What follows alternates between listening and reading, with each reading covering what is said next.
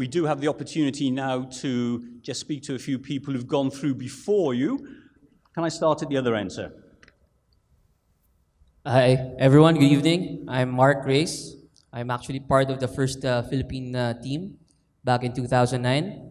I used to work in one of the brokerages as an equity research analyst also. And 2 years ago, I was able to transition into institutional sales post in one of the top brokerages here in the Philippines. So that's thanks to the challenge also. Thank you very much, Mark. Good evening, everybody. My name is Nigel Lee. I participated in the CFA Challenge last year. We covered Meralco with my teammates. Thank you. Hi, I'm Jacqueline. I'm part of the 2011 batch. Currently, I'm working as an equity research analyst, also with a local broker. Hi everyone. First of all, congratulations for making this far in the competition. So I'm Chris Abondad. I think I joined the challenge back in 2011. So right now I'm working as an equity research analyst, and it's really because of the challenge that's why I got inspired to join the industry afterwards. So my first job was with Credit Suisse. Now I'm with Philippine Equity Partners, so that's the partner of Bank of America here in the Philippines. Hi, I'm Gorby Liado. I was part of the research challenge 2 years ago, and we covered pure gold. I guess, as Brian mentioned, I was one of the guys who shied away from equity research after the competition. So I'm currently working in the energy industry, but I see myself going back to the finance sector probably in a few years' time. Okay, thanks very much. You remember what Brian said earlier on, you can submit any questions that you have via the app if you want to, and we'll have an opportunity just for you all to fire your questions at the panel when we get there. If I can just start the ball rolling. Everybody obviously has already experienced certain elements, but it's the final tomorrow. So in your own words, what do you think was the hardest part of the challenge? I'll start because it's a little bit more fresh in my mind for me. I have to say the toughest part of the challenge is really the pressure. Right now, I'm really quite happy that I'm in this position. I don't have to be presenting tomorrow. That was actually the toughest part because we recognize that all of our competitors, all of the people from Asia Pacific definitely are really, really good, technically excellent, as it's been mentioned. So it's really a lot of pressure to feel that you're going to be up against really amazing individuals. So we were practicing 24/7. Well, up until our main presentation, we were practicing just because we were that much pressured to really do our best. I guess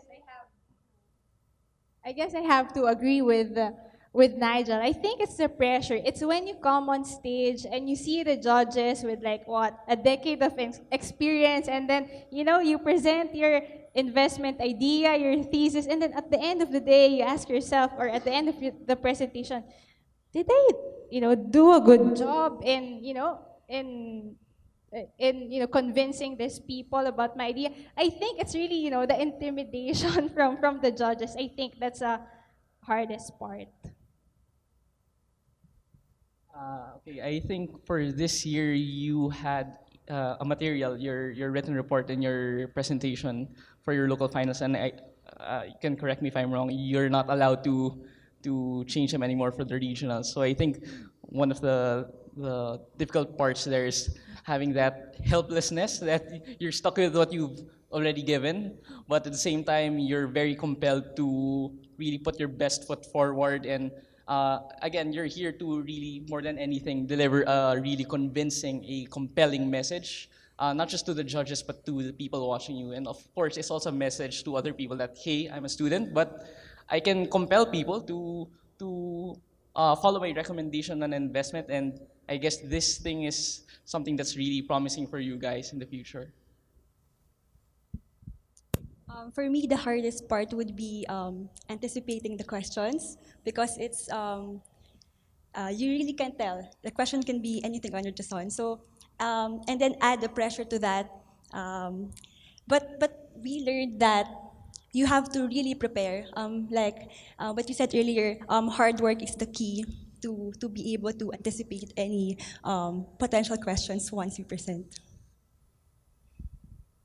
Can I just ask, is there different pressure for the regional final than the country final? Well, 6 years ago, it's more pressuring for the regional because it's the first time for the Philippines to join. And well, just an anecdote because it's not really that fresh anymore. But I remember the morning session that was the toughest for us because in fact one of my teammates actually froze during the start.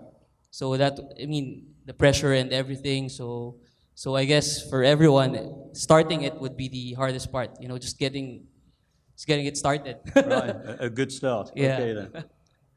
And Brian has said that the team should not go out on the town in Manila tonight. So, any tips for how they should spend their last evening? Early to bed or practice until 12? I think for me, go to bed early because the next day, remember, you should be presentable. You should look fresh, and when you're rested, you tend to have, a more, you tend to have a better presence of mind. So I think you've done all the hard work, I believe. So you should get a good night's sleep tonight. And also, if I may add, I believe every one of you have really done your job. You've prepared well for this. I know you've also had sleepless nights to prepare for this. So, yeah, it's best to relax tonight. Okay. Can I also ask, just picking up on something else that Brian mentioned, obviously some of you might turn your back on research. There'll be one team which does go forward, but whether you succeed tomorrow, whether you are the winning team and whether you win Atlanta, can you just touch on what you, at the end of the day, got out of it, whether you continued in the industry or whether you didn't? What did you learn from actually taking part in the research challenge? Well, for me, taking part in the research challenge was actually my first exposure to equity research. So I'm not really sure what kind of route I'll be taking in the future. I'm still starting, but definitely it opened a lot of opportunities for me.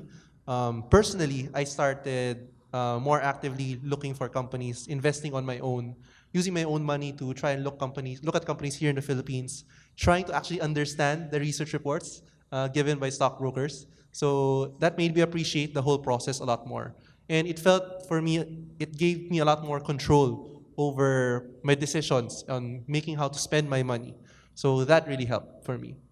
So a pretty obvious question here. Are you wealthier now than when you were at the start of the process? I've had modest returns. Good. I've tried trading, but that doesn't really work out for me. So definitely, if I will give any advice, it's investing, not trading. Okay, thank you. Anybody else got any just comments on what the big takeaway from the research challenge was for you? For me, I think what I got out of joining the competition is really, the confidence of presenting in front of a lot of people, in front of judges, maybe more knowledgeable than you. Because at the end of the day, I mean, whatever company or whatever they ask, whatever question they ask to you, you always remember that you've done your part, you understand the company more than any other person will actually does. So for me, number one, it's a confidence, and second of all, the CFA research challenge kind of gave me a taste of what it's like working as a research analyst. It gave me more understanding of how it works. So that eventually inspired me to pursue a career in the industry. And actually, if I may add to that, of course, throughout the process of preparing your presentations, you had the technical skill of doing your evaluation models and whatnot. But one of the biggest skills that I took away from CFA IRC was really having that art of having to mold all of those details into just 10 minutes. I think it's not something that you can read in a finance workbook or handbook. It's something that's really learned how to to create and craft that story that's really convincing. And it's something that I can use now, especially when I present every once in a while to senior management. It's really a different skill knowing how to take in all of these details and know how to tie them all together into something that's really going to convince your audience. Mark, can I just allow Monzin to introduce himself, only as the late come, and then we'll get straight back to you, okay? So thank you. Thank you. So sorry for being a little late. Just to introduce myself, I'm Monzen Malyari. I was also part of the 2009 edition of the CFA IRC. For us, we covered Manila Water during that time. My path has been a little different, I guess, as for some of the others as well. Where what I did in terms of my career is, first of all, as part of Bank of the Philippine Islands, I was part of the macroeconomic research team. So it's still research, but it's more, I guess, it's more broad. It's a different ball game, I guess. It's not a company style, but it's more of analyzing the country itself. And after that, I was part of, my current profession now is I'm a fixed income trader. What we handle is foreign fixed income securities. So those basically debt that's being backed by either governments or other sovereigns or even other companies. So in a way, it's actually a bit, it's also, the experience in CFA IRC has also helped me in terms of this. Like, at least for me, the biggest takeaway that I had was this was my first real taste of a top-down analysis sort of experience. Like during the IRC, we saw everything from top to bottom. So from the global scenario to the country scenario to the company scenario, and then as I saw it, what happened to my work experience is it got expanded quite a bit. So first we got to focus on the country, the Philippines, and then after that we got to specific companies, and not just from an equity standpoint. Also from a debt standpoint, because what we were trading was fixed income securities basically. So it was that was where I realized that there are really different perspectives that you can look into, and IRC gave me a very unique experience into that. Okay, thank you. Mark, you were going to say earlier on.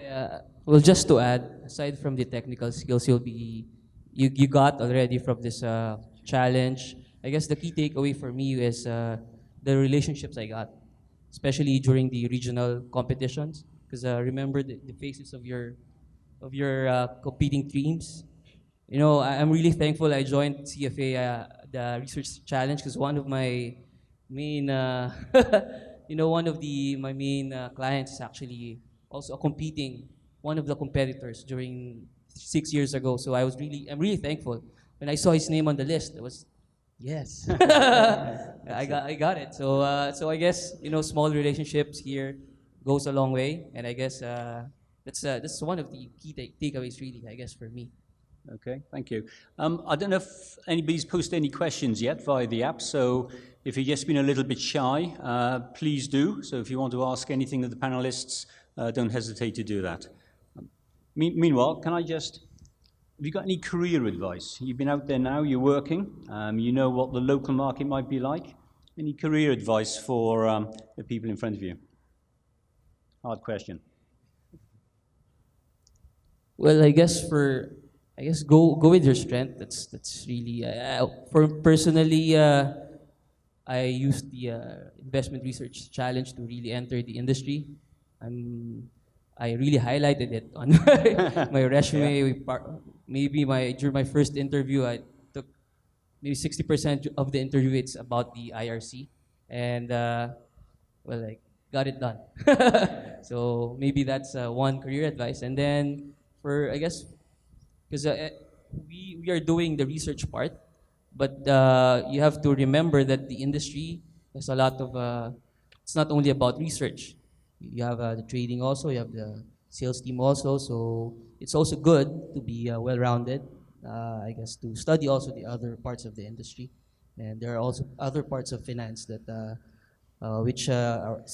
research challenge skills you got might be very useful. So be open-minded.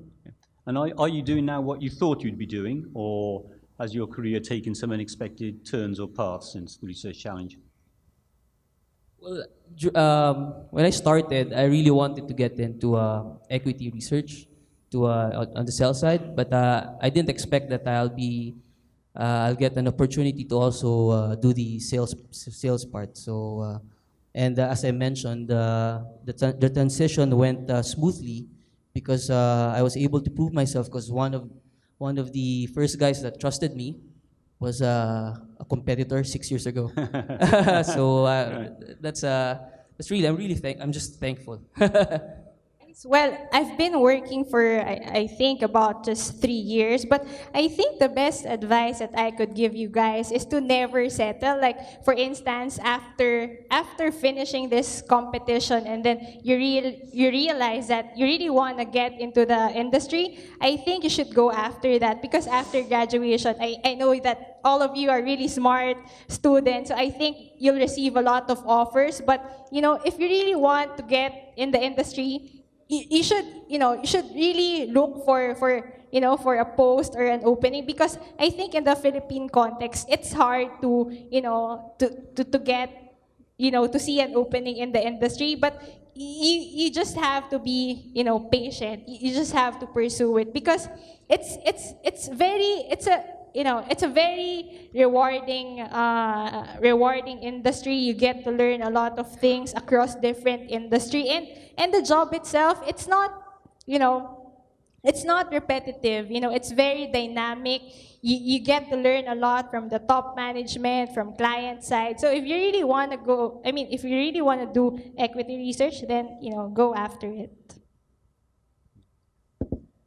Well, I think we've heard there a couple of ringing endorsements. One about the opportunities that taking part in the Research Challenge gets. It gets you the interviews, it goes on your CV, and you actually push for that. And one thing also is, as you're all here today and you're here tomorrow, don't overlook the networking opportunities. It was interesting, Mark, that you mentioned that the first person to give you a break was a competitor when you were actually doing that. And this is certainly true. You actually never know who you will be in front of or who will be in front of you later on in your life. You're all at the same stage of your career, so make sure that you speak to people in other teams, because one day you'll be asking them for a job maybe, or one day they'll be asking you for a job. And it's amazing how you keep on bumping into people if you stay in the same, obviously, industry, how you bump into them all your life as they sort of move away. So make friends, okay, and then you can use them later on. I've got one question. Oh no, I've got two questions. This is the new app, by the way. Okay, so it's amazing how it works. This works for me. I'm okay. So it's paper. So one of the questions is simply, if you can remember what you said back in the days when you were doing your research, were you right? If I'd put money on what you said whenever you did it, would I have made money? If you can remember, of course. Okay, so to be honest, when we did our research last year, we had a target price of around 397 for Meralco, and then up until our target date, it never really reached that target price by a long shot. So 397, and then the price at our target date was around 270 or so. It was a really long way to go. So it just goes to show that I'm still a student. I need to learn more about research. Learning never stops, and I hope that the story will be different for your evaluations. Thank you. Actually, for our case, we projected an upside around 20 to 30%. And actually, in a matter of months, it hit that target price. But what's funny is 2 years later, it's still there. So I think we did our job, but I guess nothing really happened right after. So I think the challenge is really, of course, if you're into equity investing, it's not just a matter of reaching your target price. It's a matter of following through, always knowing which details to monitor, which companies to monitor. Can I just ask, did you all do buy recommendations? So yes. Yeah. Sell-side analysts up here, I can see that. Absolutely. A couple of other questions. In the part of the challenge, this is coming from somebody in the audience, they're saying that in the part of the challenges that they did, they looked at many, many different ways of analysing and looking at the organisation and taking in a lot of information. And so the question is, in practice, do you actually use all the information that you might have done in the research challenge, or do you just tend to focus on one area of research and base your judgment on that? If you understand what I've asked. Well, in reality, I think it's best to cover all bases because as a sell-side analyst, you meet a lot of fund managers or buy-side analysts who have different perspectives on the same company. So whichever information you get, I think it would be best to keep that in mind because once you cover a stock, you have to really know it very well because you can't really anticipate the questions coming your way.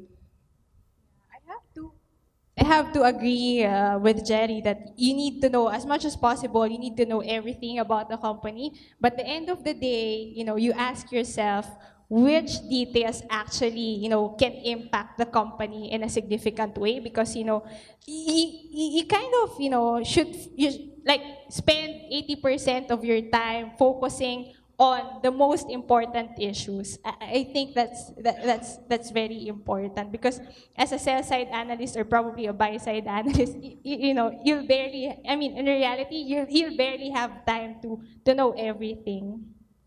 There's sort of a follow-up question to this one, and that is quantitative or qualitative? Do you think one is more important than the other? Well, for me, it's qualitative. I really look, especially now, I really look at management. So it's not something that we can find in numbers, but it's something that ensures the sustainable growth of the company. So for the stocks that I recommend, I really look at management first. Okay. Yeah, I guess from my perspective, for me, for example, at least from my experience, more as a consumer rather than a producer, I guess, of such reports. I think it really it also depends on the industry because I guess some industries would really have more of the numbers and more of the straightforward analyses, like what prices do or what the global situation is. But of course, on the other hand, you have those companies like probably you might have a tech company where metrics might not be as important as I don't know, for example, a utilities maybe or a financial institution, wherein in that case definitely qualitative would be trumping over quantitative. But I guess as in most of life, it's always a mix. Thank you. There's a couple of questions here where people are looking for tips about tomorrow, I think. But as all the teams are in the same room, I think it's fair and nobody will have an advantage here. And the first question just to ask is body language. Do you think body language plays a part in presenting and in the ultimate outcome? For me, definitely, it's very important. Body language is very important because, when you signal the judges that you are very confident about what you're saying, that you actually believe what you're saying, then you make the judges believe what you're saying as well. So I think it's very, very, very important. I actually really agree, especially during the question and answers part, where you're trying to convince the judge when he's trying to ask you a really tough question. It really helps that you're very confident, stand up straight, use minimal hand movement, and just really speak calmly and have a very good pace. That really helps with trying to convince them that you know your stuff and you did your research, and then that they should really believe you in what you're saying. Thank you. I've just got a few more questions, and so we'll do these and then we'll wrap up, and thank you for the time. Still sticking with inside tips here. Can you remember the worst question you had asked of you by the judges?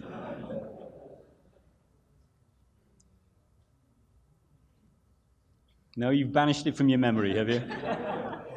Because it was the worst. Okay.